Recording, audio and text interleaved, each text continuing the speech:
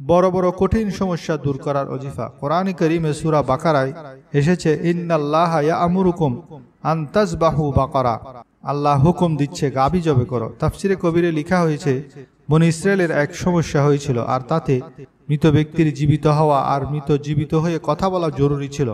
অতএব অনেক দুঃখ পেরেশানির পর একটি গাভী জবেহের উপযুক্ত পেয়ে গেল। অনেক দাম দিয়ে কিনে তা জবেহ করলো, আর গাভীর গোশতের টুকরা দিয়ে মৃত ব্যক্তির সাথে যখন টাচ করা হলো, সে মৃত জিন্দা হয়ে গেল। আর সে বলে দিল যে আমাকে আমার ভাতিজা আমার সম্পদের জন্য হত্যা করেছে।